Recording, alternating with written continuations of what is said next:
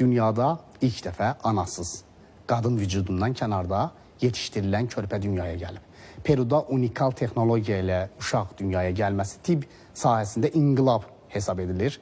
Bəs proses necə baş verir? Ölkəmizdə bu məsələyə münasibət necədir? Mütəxəssislər bu barədə nə deyir? Mövzunu əməkdaşımız Sənan Bəhrəmli araşdırıb izləyək. Tibbdə bir ilk hesab olunan anasız körpə Perunun paytaxtı Lima şəhərindəki Santa Isabella klinikasında Amerika Birləşmiş Ştatlarının Gameto Biotexnologiya şirkəti tərəfindən hazırlanıb. Şirkət qadın orqanizmi olmadan yumurta hüceyrələrini yetişdirib. Fertila metodu ənənəvi süni maylanma üsulundan fərqli olaraq yumurta hüceyrələrini qadın bədənindən kənarda, laboratoriyada alınmış xüsusi dəstəkləyici hüceyrələr vasitəsilə yetişdirilməsini təmin edir.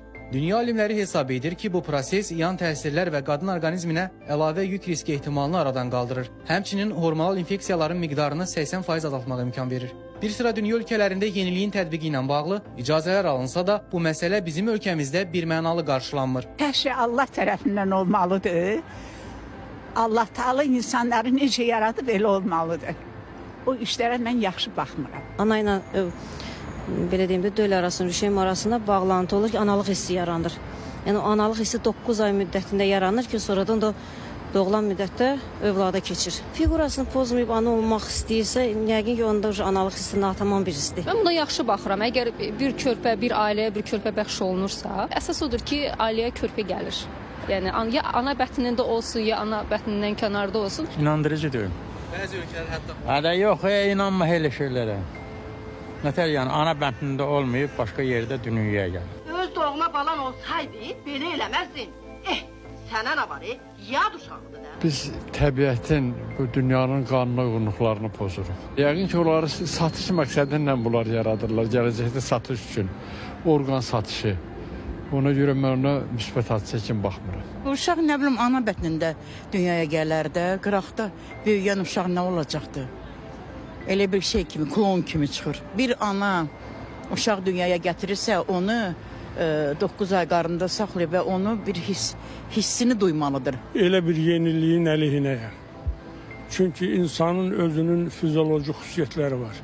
Onlar ancaq insan bədənində o xüsusiyyətlər olsa daha doğru ola bilərdi. Yerli mütəxəssislər də süni şəraitdə anasız yetişdirilən körpəni o qədər də müsbət qarşılamır və buna əsas olaraq bətindaxili psixoloji dəyişikliklər göstərilir. Azərbaycan Tibb Universitetinin tibb üzrə fəlsəfə doktoru, cərrah mama-ginekoloq Nərgiz Şəmsəddinskaya deyir ki, bu üsul yalnız anadan gəlmə qüsurlu, uşaqlığı olmayan, ürək xəstəlikləri olub, hamiləlik mütləq mümkün görünməyən qadınlarda tətbiq oluna bilər. Amma bu probirkada mayalanma olan və hansısa bir probirkada böyütmək mənə elə gəlir ki, çox böyük faciələr gələcəkdə gözləyə bilər bizi.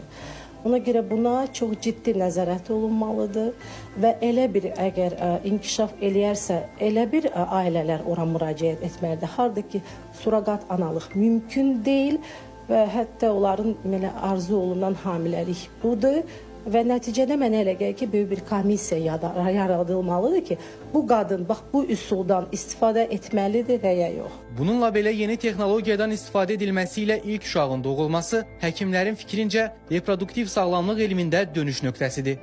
Gameto şirkəti artıq Peruda, Avstraliyada, Yaponiyada, Meksikada, Argentina və Paragvayda texnologiyanın tətbiqi üçün icazə alıb. Amerika Birləşmiş Ştatlarında isə klinik sınaqların son mərhələsi keçirilir. Yeni texnologiyanın uğurlu tətbiqi süni maylanma sahəsində inqilab hesab olunur. Onun gələcəkdə daha geniş coğrafiyada istifadə olunacağı gözlənilir. Sənan Bəhrəmli, Ağa Məmmədzadə, ATV Xəbər. Yaxşı dedi bu mövzunu şərh eləyən o vətəndaş. Biz dünyanın qanuna uyğunluqlarını pozuruq.